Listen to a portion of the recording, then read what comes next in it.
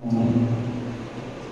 యొక్క ప్రార్థనా దినాన్ని దేవుని ఆలయానికి చేరుకొని ఇంతవరకు కూడా కీర్తనలతో ప్రభువుని మహిమపరచడానికి దేవుడు సహాయపడుతూ వచ్చారు. ఈ సమయంలో కూడా మనము ప్రార్థనకు వెళ్ళడానికి ముందుగా పరిశుద్ధ లేఖనాల నుంచి ఎఫెసీయులకు రాసిన పత్రిక 6వ అధ్యాయము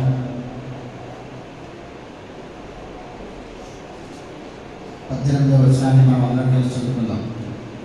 ఎఫెసీయులకు రాసిన పత్రిక 6వ అధ్యాయము 18వ వచనం కలిసి చదువుదాం. ఆత్మ వలన ప్రతి సమయమందును ప్రతి విధమైన ప్రార్థనను విజ్ఞాపనను చేయొచ్చు. ఆ విషయమై సమస్త పరిశుద్ధుల నిమిత్తమును పూర్ణమైన పట్టుదలతో విజ్ఞాపన చేయొచ్చు. మెరుగుగా ఉండి అందరం చదువుదాం, దగ్గరగా చదువుదాం, మరోసారి చదువుదాం. ఎఫెసీయులకు రాసిన పత్రిక 6వ అధ్యాయం 18వ వచనం. ఆత్మ వలన ప్రతి సమయమునందును ప్రతి విధమైన ప్రార్థనను విజ్ఞాపనను చేయొచ్చు. ఆ విషయమై సమస్త పరిశుద్ధుల నిమిత్తమును పూర్ణమైన పట్టుదలతో విజ్ఞాపన చేయొచ్చు. మెరుగుగా ఉండి ప్రార్థన చేసుకుందాం.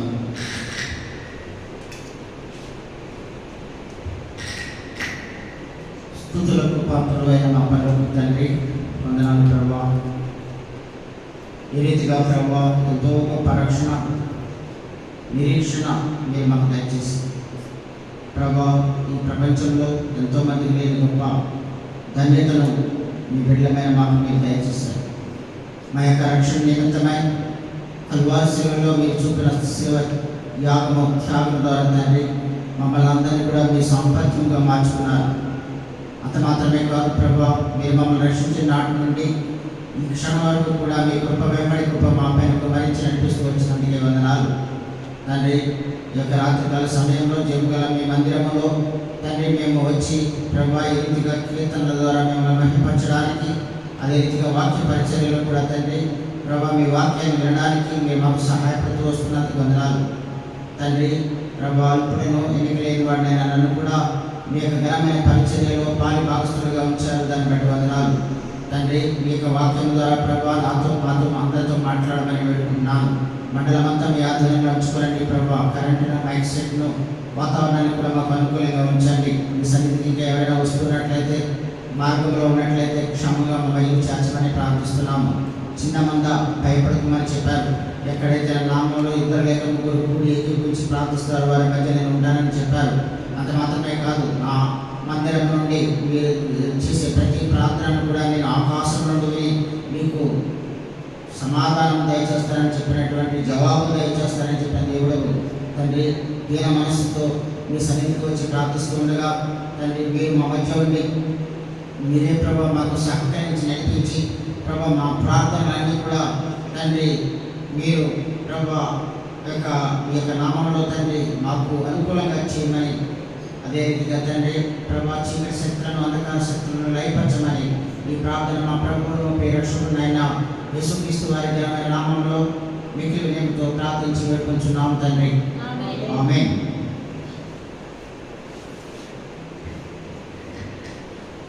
ఈ యొక్క వాక్యంలో మనం చూసినట్లయితే 2 విషయాల గురించి చెప్పబడుతుంది.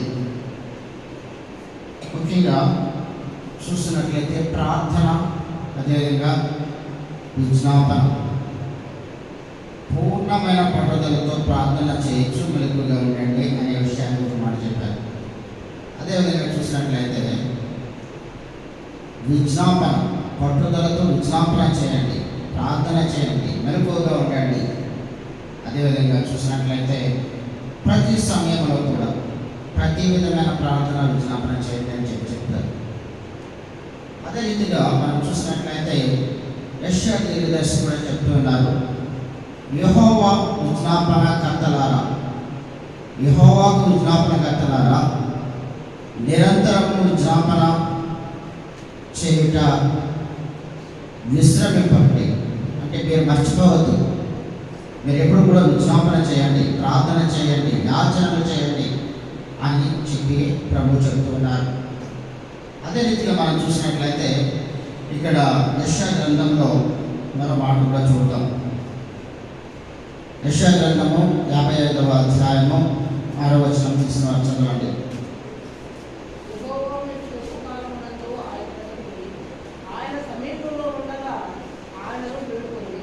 ఇక్కడ చెప్తున్నట్లయితే యెషయా దీర్ఘదర్శి ద్వారా దేవాది దేవుడు మనకు చేస్తున్నారు. యెహోవా మీకు దొరుకు కాలమందు ఆయనను వెతకుడి, ఆయన సమీపంలో ఉండగా ఆయనను వేడుకోండి.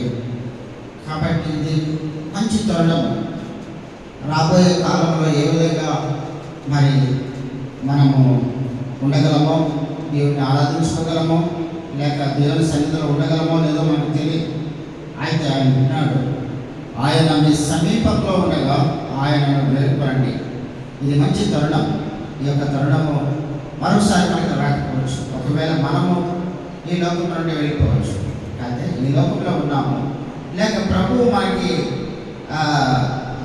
అనుకూలంగా మనకి స్వాస్థ్యముగా మరి దేవుని సన్నిధిలో ప్రవేశించే భాగ్యం మనకి దొరకకపోవచ్చు.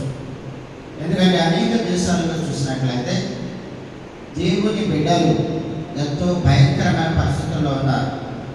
మన యొక్క దేశం కూడా అదే మార్గంలో వెళుతుంది. దక్షిణ కొరియాలో మనం చూసాం. అక్కడ చూసినట్లయితే బైబిల్ ఉన్నప్పటికీ కూడా, ఒక ఇంట్లో ఒక బైబిల్ ఉన్నట్టుగా తెలిసినట్లయితే ఇంట్లో యావత్ మందిని కూడా మరి కాల్చి చంపేటువంటి పరిస్థితులు. చైనాలో కూడా దేవునికి యేసు ప్రభువుని దేవుడిగా అంగీకరించిన వారికి శిక్షలు ఉన్నాయి. ఈ రీతిగా మరి దేవుడు మనకి ప్రస్తుతానికి మంచి సమయాన్ని ఇచ్చారు.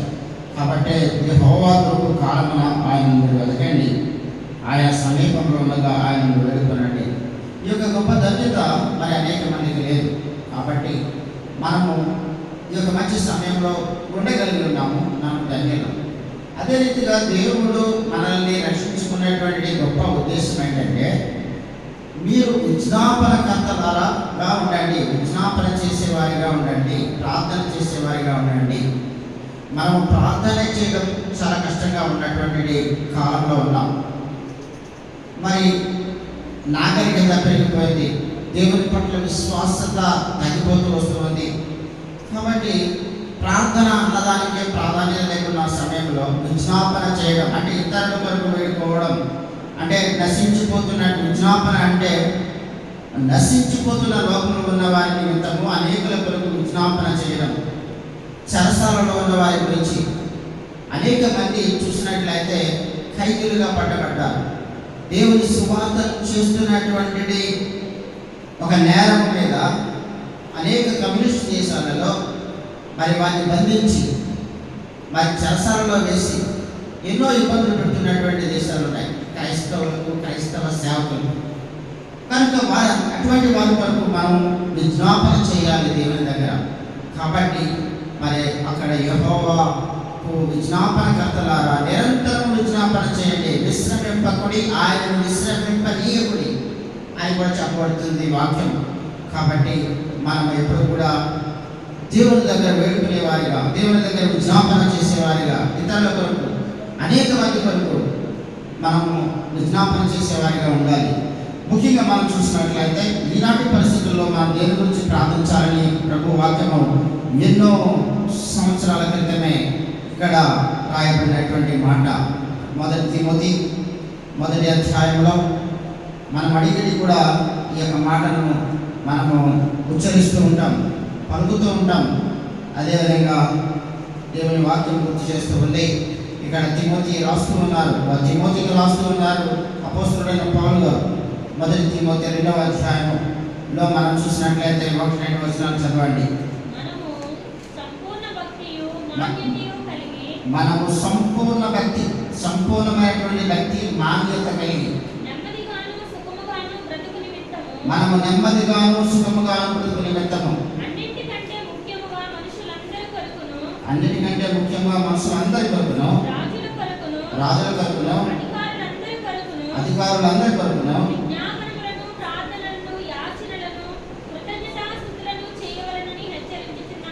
ఒక హెచ్చరిక చేస్తూ ఉన్నాడు. ఎవరు చేస్తున్నారంటే హెచ్చరిక పౌలు గారు చేస్తున్నారు. ఎవరికి చేస్తూ ఉన్నారు? తిమోతికి చేస్తూ ఉన్నారు. తిమోతి ఎంతో భక్తుడు అయినప్పటికీ కూడా ఆ భక్తి పరుడికి మరొకసారి ఆయన హెచ్చరిక చేస్తున్నాడు, గుర్తు చేస్తూ ఉన్నాడు. ఏమని చెప్తున్నాడు?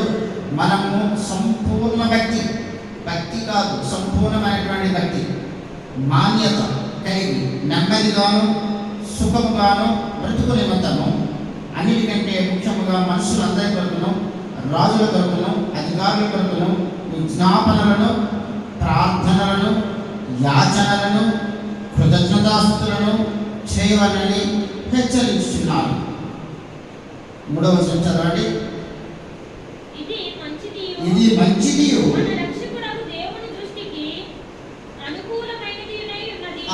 మంచిది, మన రక్షకుడైన దేవుని దృష్టికి అనుకూలమైనదే ఉన్నది. కాబట్టి ఎంత చక్కని విషయాన్ని వచ్చేస్తున్నాడు. ఇది మనకు మంచిదని చెప్తున్నాడు.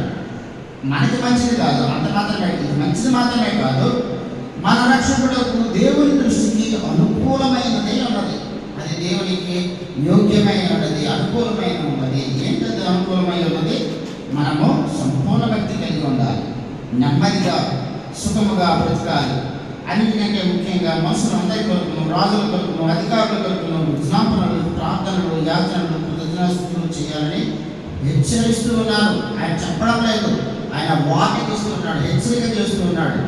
కాబట్టి ఈ హెచ్చరిక తిమోతి గారికి మాత్రమే కాదు, ఆయన బిడ్డలమైన దేవుని బిడ్డలమైనటువంటి మనందరికీ కూడా ఇది వర్తిస్తూ ఉంది.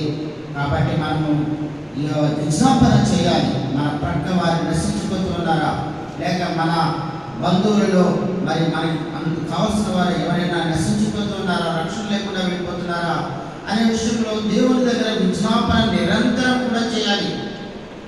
ఆయన మనం చూసాము ఇప్పుడు ఎఫెసీయులకు రాసిన పత్రిక 6వ అధ్యాయం 18వ వచనంలో ప్రతి సమయంలో కూడా నిరంతరం కూడా ప్రార్థన చేయండి, యాచన చేయండి. అదేవిధంగా మరి పాత నిబంధనలు కూడా మనం చూసినట్లయితే యెహోవాకు విజ్ఞాపనకర్తలారా, మనమందరం కూడా విజ్ఞాపనకర్తలుగా ఉన్నాం. అందుకే దేవుడు మనల్ని ఆరోగ్యంగా ఉంచాడు, సురక్షితంగా ఉంచాడు, ఈ లోకంలో ఉంచాడు. అందుకని మనము ఈ లోక కార్యాల కొరకు అది కావాలి ప్రభా, ఇది కావాలి ప్రభా అని చెప్పి వాటి కొరకు మాత్రమే కదా, అది కూడా తప్పనిసరిగా చేయాలి, వాటి కొరకు కూడా చేయాలి. దానికన్నా ముఖ్యంగా ఆత్మల రక్షణ కొరకు, అనేక మంది రక్షణ కొరకు మనం విజ్ఞాపన చేయాలి. ఎందుకంటే నీతిమంతుల యొక్క ప్రార్థన బహు పూర్ణమైనదే, బలం గలదై ఉందని చెప్పి రాయబడుతూ ఉంది. దేవుడు మనల్ని నీతిమంతులుగా మార్చాడు. రోమీయులకు రాసిన పత్రికలో మనమందరినీ కూడా నీతిమంతులుగా మార్చాడు. అందుకని ఒక సమయంలో దేవునికి ఆయాసకరంగా మనం జీవితాన్ని జీవించాం.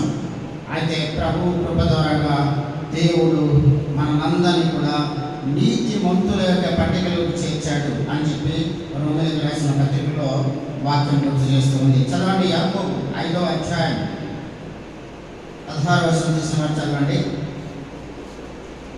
యాకోబు 5:16.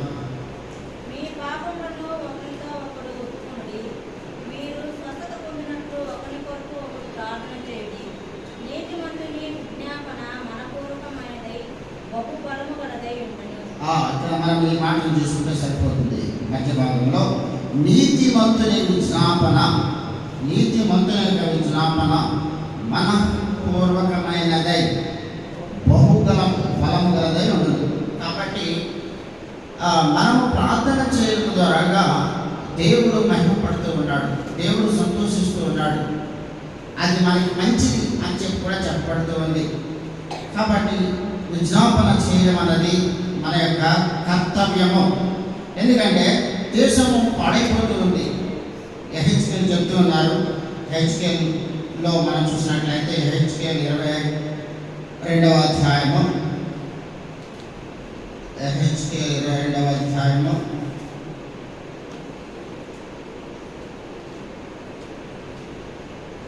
30వ వచనం దయచేసి చదవండి. నేను దేశమును పాడు చేయకున్నట్లు ప్రాకారమును దిట్టపరచుటకును బద్దలైన సందులలో నిలుచుటకును తగినవాడు ఎవడైనా ఎంత విచారించినానో ఒక్కడైనాను కనపడలేదు. కాబట్టి ఆయన వెతుకుతూ ఉన్నాడు. ఎవరు ప్రార్థన చేస్తారు, ఎవరు వేడుకుంటారు, ఎవరు విజ్ఞాపన చేస్తారు, కాబట్టి దేశము పాడుపడకుండానట్లుగా ప్రాకారాలన్నీ కూడా బలిష్టంగా ఉండడం, దిట్టపరచడానికి బద్దలైన సందులలో నిలుచుటకు తగిన వాడు ఎవడని ఎంత విచారించానో ఒక్కడైనాను కనబడలేదు అని చెప్పి ఆయన విచారాన్ని వ్యక్తం చేస్తున్నాడు. కాబట్టి ఆ యొక్క బాధ్యత, ఆ యొక్క గురుతర బాధ్యత దేవుని బిడ్డలమైనటువంటిది, నీతిమంతులుగా మార్చబడినటువంటిది, ఆయన బిడ్డలమైనటువంటి మన యొక్క భుజస్కంధాలపై దేవుడు ఉంచాడు. కాబట్టి మనం ఈ రోజున దేవుని మందిరానికి వచ్చినటువంటి ఈ యొక్క కార్యాన్ని గుర్తెరిగిన వారిగా, భారం కలిగిన వారిగా మనం విజ్ఞాపన చేయాలి. మనం చూస్తున్నాము తిమోతికి రాసిన పత్రికలో మనం చూస్తాము 2వ అధ్యాయంలో 1-2 వచనాల్లో ఎవరెవరి కోసం ప్రార్థించాలి, నెమ్మదిగా ఉండాలి.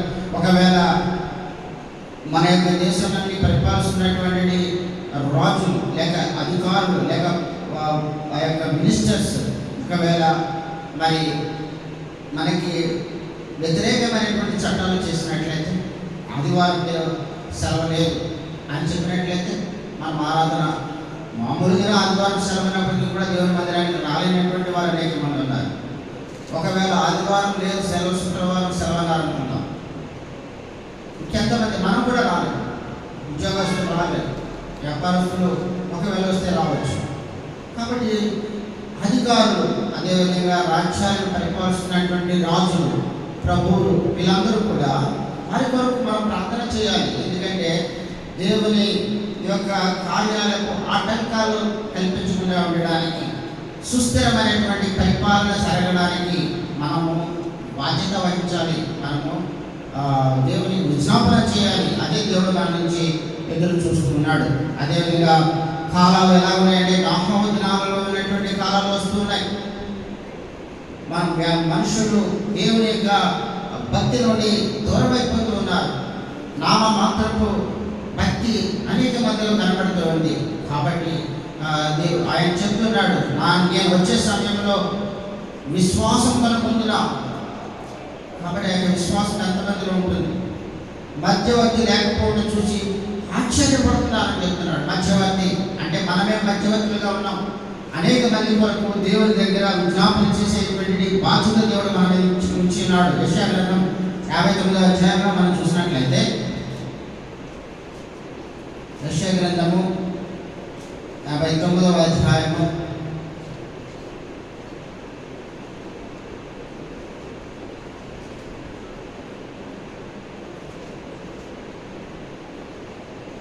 16వ వచనం చదవండి.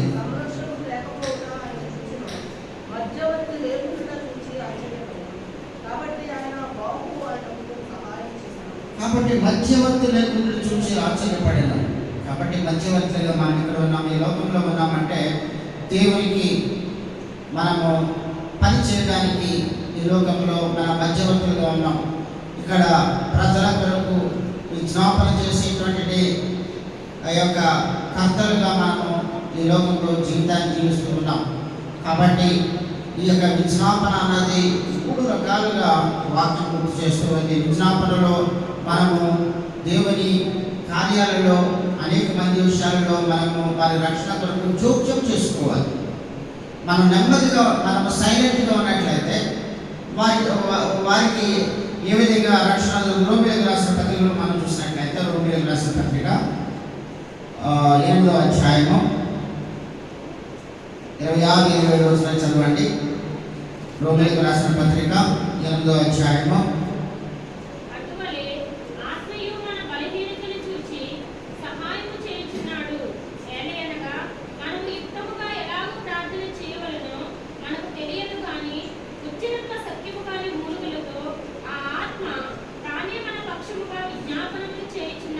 కాబట్టి మనకు ఎలా చేయాలో మనకు తెలియదు. మనం ఎక్స్పర్ట్స్ కాదు, అంత లోతైనటువంటి అనుభవం మనకి లేదు. మనకున్న అనుభవం అంతా నామ మాత్రపు ఆ యొక్క అనుభవం మాత్రమే. కాబట్టి ఇక్కడ పరిశుద్ధాత్మకి దేవుడే చెప్తూ ఉన్నాడు. ఏమని చెప్తున్నాడు?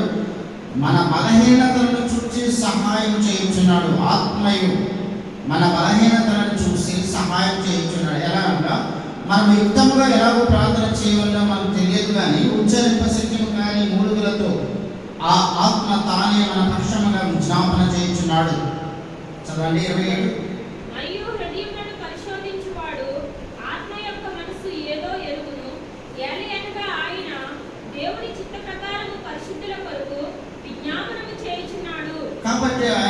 మన మనకు విజ్ఞాపన ఆల్రెడీ ప్రభు చేసి ఉన్నాడు.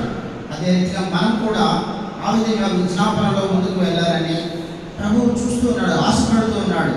కీర్తనలో కూడా మనం చూసినట్లయితే మోషే అక్కడ మరి దేవునికి ప్రజలకు మధ్యవర్తిగా వెళ్ళాడు, అడ్డుపడ్డాడని చెప్పి రాయబడింది.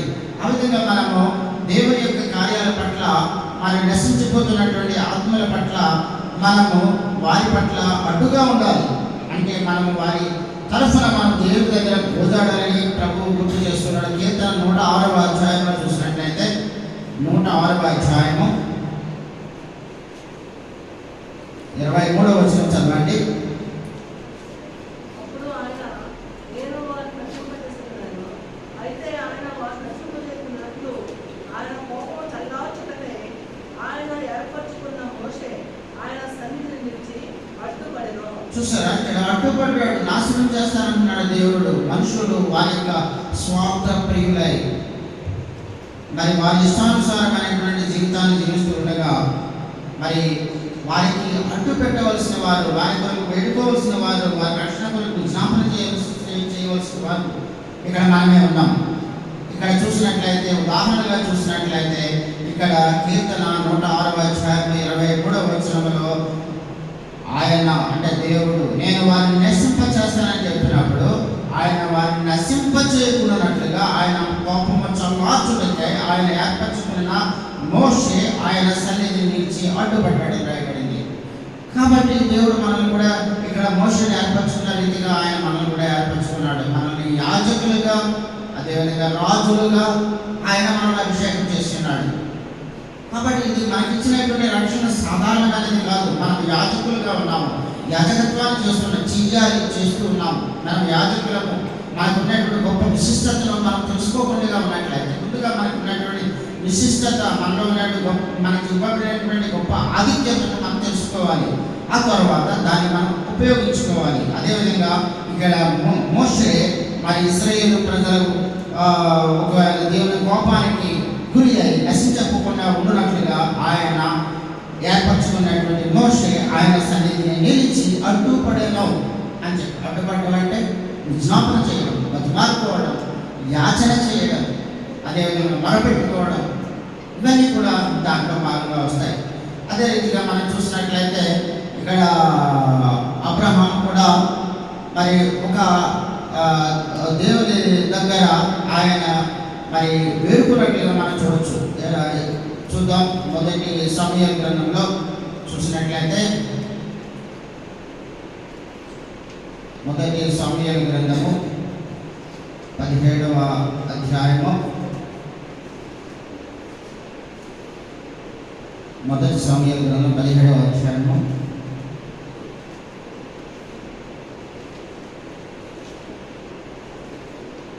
45వ వచనం చదవండి. దావీదు, నీవు కత్తియు ఈటెయు బల్లెమును ధరించుకుని నా మీదికి వచ్చుచున్నావు.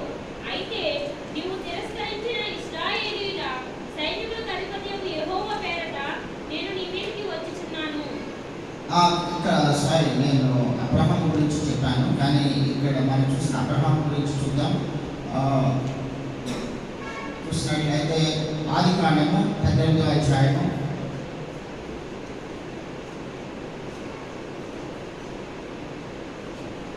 18వ అధ్యాయము 22, 23 వచనం చదవండి. ఆ మనుషులు అక్కడ నుండి తిరిగి సొదొమ వైపుగా వెళ్ళిరి. అబ్రహాము ఇంకా యెహోవా సన్నిధిని నిలిచుండెను. అప్పుడు అబ్రహాము సమీపించి ఇట్లనెను, దుష్టులతో కూడా నీతిమంతులను నాశనము చేయుదువా? ఆ పట్టణములో ఒకవేళ 50 మంది నీతిమంతులుండిన ఎడల దానిలో ఉన్న 50 మంది నీతిమంతుల నిమిత్తము ఆ స్థలమును నాశనము చేయక కాయవా? ఆ చొప్పున చేసి దుష్టులతో కూడా నీతిమంతులను చంపుటకు నీకు దూరమవును గాక. నీతిమంతుని దుష్టునితో సమముగా ఎంచుట నీకు దూరమవును గాక.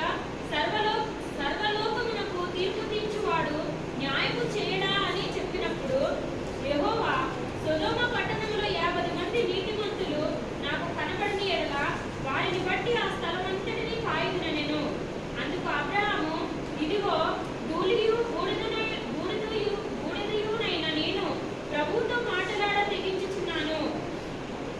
కాబట్టి ఈ విధంగా మరి అబ్రహాము తన యొక్క మరి బంధువు అయినటువంటి లోతు యొక్క కుటుంబము నాశనం కాకుండా ఉండాలని మరి ఆయన అంతగా దేవుని దగ్గర ప్రతిమాకున్నట్లుగా ఇక్కడ వాక్యము గుర్తు చేస్తూ ఉంది. అదే రీతిగా చూసినట్లయితే ఇదే అధ్యాయంలో 17వ అధ్యాయంలో చూసినట్లయితే ఈ రీతిగా ప్రభువుతో మాట్లాడ తిరిగి 20 మంది, ఆ విధంగా చూసినట్లయితే 10 మంది, ఈ విధంగా ఆయన మరి నాశనం చేయకుండా ఉండాలని చెప్పి ఆ విధంగా కౌంటింగ్ చేసుకుంటూ వచ్చాడు. ఆ విధంగా మనం కూడా ఏంటంటే మనము బతిమాలుకోవాలి, దేవుని దగ్గర బతిమాలుకుంటూ ఉన్నాడు. కాబట్టి ఆ విధంగా మనం కూడా బ్రతిమాలుకునే వారిగా, ఆయన దగ్గర వేడుకునే వారిగా ఉండాలని ప్రభువు మన నుంచి ఆశపడుతూ ఉన్నాడు. అదే రీతిగా మనం చూసినట్లయితే ఇక్కడ ఆదికాండము 17వ అధ్యాయంలో కూడా చూసినట్లయితే ఆదికాండం 17వ అధ్యాయము ఇక్కడ అబ్రహాము తన యొక్క కుమారుడైనటువంటి ఇస్మాయిల్ గురించి కూడా దేవుడి దగ్గర బతిమాలుకుంటున్నాడు. ఏమని బతిమాలుతున్నాడో చూడండి. ఆదికాండం 17వ అధ్యాయం 18వ వచనం చదవండి.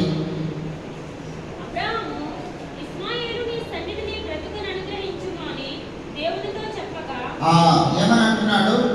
అబ్రహాం అంటున్నాడు తన యొక్క మరి దాసి లేక తన యొక్క భార్యగా చేయబడినటువంటి ఆమె యొక్క పుట్టినటువంటి కుమారుడు విషయంలో, ఇస్మాయిల్ విషయంలో ఏమంటున్నాడు? ఇస్మాయిలు నీ సన్నిధిని బ్రతకను అనుగ్రహించమని దేవునితో చెప్పాడు. అదేవిధంగా 20వ వచనంలో ఏం చెప్పబడింది? దేవుడు ఏమని చెప్తున్నాడు సమాధానము? ఇస్మాయిలును గురించి నీవు చేసిన మనవిని నేను విన్నాను.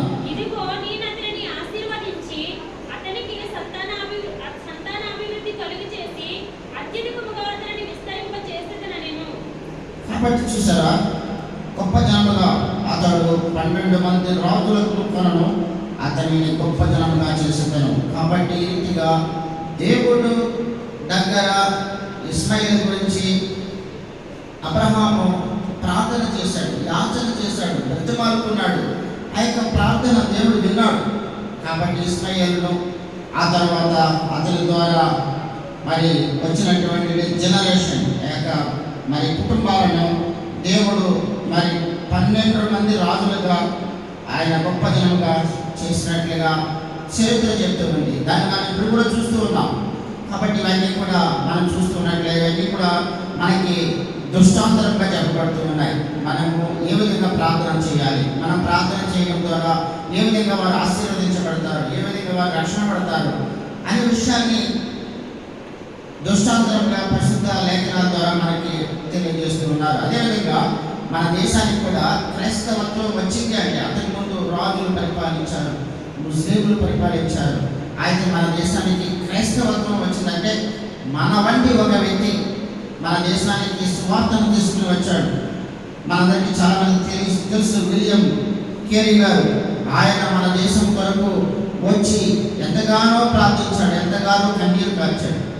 ఆయన కన్నీరు, ఆయన ప్రార్థన, ఆయన విజ్ఞాపన ద్వారాగా మన దేశంలో అనేక సంఘాలు ఏర్పడ్డాయి. అనేకమైనటువంటి కాలేజెస్ ఏర్పాటు చేశారు. ఈ విధంగా క్రైస్తవులుగా అనేక మంది మారడానికి, దేవుని అంగీకరించడానికి ఆయన చేసినటువంటి త్యాగం, ఆయన మన దేశం నిమిత్తమై దేవుని దగ్గర మధ్యవర్తిగా ఉండి ఆయన విజ్ఞాపన చేశాడు, త్యాగం చేశాడు. తద్వారా ఈ రోజున మనలో అనేక మంది మరి క్రైస్తవ కుటుంబాలుగా ఆశీర్వదించబడ్డాయి. పల్లెటూరులో మనం చూసినట్లయితే, చాలా చిన్న గ్రామాల్లో చూసినట్లయితే చిన్న చర్చలు ఏర్పడ్డాయి. మనం పుట్టక ముందు నుంచే చర్చలు ఉన్నాయి. కాబట్టి ఇవన్నీ కూడా ఎలా వచ్చాయంటే ఇక్కడ విలియం కేరీ గారు మన దేశానికి వచ్చి ఆయన చేసినటువంటి ప్రార్థన, త్యాగము, దాని ఫలితంగానే ఈ రోజున అనేక లక్షల మంది భారతదేశంలో క్రైస్తవులుగా దేవుని అంగీకరించగలిగి ఉన్నారు. కాబట్టి ఈ రోజున మనం చూసినట్లయితే మన యొక్క మరి దేశంలో కాకుండా అనేక దేశాలలో కమ్యూనిస్టులు క్రైస్తవులు ఎంతో హింసిస్తున్నారు. అటువంటి వారి రక్షణ కొరకు మనం ప్రార్థించాలి. అదేవిధంగా అనేక మంది జైల్లో మొగ్గుతూ ఉన్నారు. వారు ఏ జైల్లో ఉన్నారో, ఎంతకాలం ఉంటారో వారికే తెలియదు. ఆ విధంగా బాధపడుతూ ఉన్నారు. మన దేశంలో కూడా చూసినట్లయితే ఎంతకాలం హింసిస్తూ ఉన్నారు. అనేక వీడియోలో చూస్తున్నాం, యూట్యూబ్లో మనం చూస్తున్నాం, వార్తల్లో వింటూ ఉన్నాం. బహిరంగంగా మన దేశాన్ని పరిపాలిస్తున్నటువంటి మరి దేశాధినేతలు కూడా క్రైస్తవులకు విరోధంగా మరి ఎన్నో మరి ఇబ్బందికరమైనటువంటి పరిస్థితులు తీసుకొస్తున్నారు. దేశం ఎటు వెళ్ళిపోతుంది. కాబట్టి మనము ఈ లోకంలో ఉన్నామంటే దేవుడు ఆయన అందుకే చెప్తున్నాడు. ఆయన ఏమంటున్నాడు? విజ్ఞాపనకర్తలారా, మీరు నిరంతరం కూడా విజ్ఞాపన చేయండి, యాచన చేయండి, ప్రార్థన చేయండి.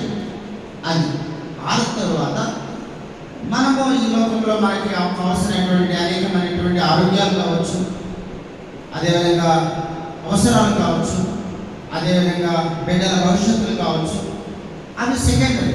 రెండవదిగా మనం ప్రాధాన్యత ఇవ్వాలి. మొట్టమొదటిగా దేవుని యొక్క ప్రణాళిక నెరవేర్చబడడానికి మనము భారంతో ప్రార్థన చేయాలి, యాచన చేయాలి. ఈరోజు చూసినట్లయితే అనేక కుటుంబాల్లో చూసినట్లయితే భార్యకి రక్షణ ఉన్నట్లయితే భర్తకి రక్షణ లేదు. కాబట్టి ఏంటంటే వాళ్ళందరూ యెషయా గ్రంథంలో మనం చూసినట్లయితే చాలా భయంకరమైనటువంటి మాటలు చెప్పబడుతూ ఉన్నాయి. కనుక వారు పెదవులతో నన్ను ఆరాధిస్తున్నారు, కానీ వారి హృదయం అయితే నాకు చాలా దూరంగా ఉంది. ఈరోజు చూసినట్లయితే ఆ విధంగా క్రైస్తవ కుటుంబాలలో భార్య భర్తలకు రక్షణ ఉంటే బిడ్డలకు రక్షణ లేదు, భార్యకి రక్షణ ఉంటే భర్తకి లేదు. ఏదో భార్యతో కలిసి దేవుని మందిరానికి వెళ్ళడం, ఏదో ఉండడం, ఏదో ఆరాధన చేయలేకపోతున్నారు, ప్రార్థన చేయలేకపోతున్నారు, సహవాసంలో సంతోషంగా ఉండలేకపోతున్నారు.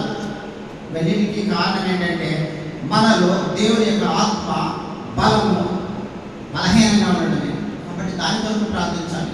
నీ భర్త రక్షణ లేకుండా ఉన్నాడా? నీ భర్త ఆరాధన చేయలేకుండా ఉన్నాడా? నీ భర్త ప్రార్థన చేయలేకుండా ఉన్నాడా? ప్రార్థించాలి, భారంతో ప్రార్థించాలి. ఆయన బలహీనతలను బలపరచమని దేవుడి దగ్గర పెట్టుకోవాలి. మన బంధువుల కోసం, మన దేశం కోసం, మన రాష్ట్రం కోసం, మన సంఘం కోసం, యావత్ ప్రపంచంలో ఉన్నటువంటి పరిస్థితుల కోసం మనం భారంతో ప్రార్థించాలి, విజ్ఞాపన చేయాలి. అదే దేవుడు మనకి ఇచ్చినటువంటి గొప్ప అవకాశం. కాబట్టి ఆయన సమీపంగా ఉన్నాడు, ఆయన వేడుకోవాలి. యెషయా గ్రంథంలో అదే చెప్పబడింది. కాబట్టి ఆయన దూకు కాలంలో మీరు ఆయన వెతకాలి, సమీపంగా ఉన్నప్పుడు వేడుకోవాలి. ఒక అవకాశాన్ని మనందరం కూడా ఉపయోగించుకొని భారంతో మనము దేవుని సన్నిధిలో మరి విన్న వాక్యాన్ని ఆధారం చేసుకుని ముందుగా ప్రార్థిద్దాం. ఆ తర్వాత చెప్పబడే అంశాల గురించి, లేకపోతే ఒకరు చేసినటువంటి అంశాన్ని విడిచిపెట్టి వేరొక అంశం గురించి మీరు ప్రార్థన చేయడానికి నేర్చుకోనండి. ఒకే అంశం కొరకు చేసిన అంశాన్ని విడిచిపెట్టండి, వేరొక అంశాన్ని ఎత్తుకొని ప్రార్థన చేయండి. ప్రార్థన ఏకీభవిద్దాం.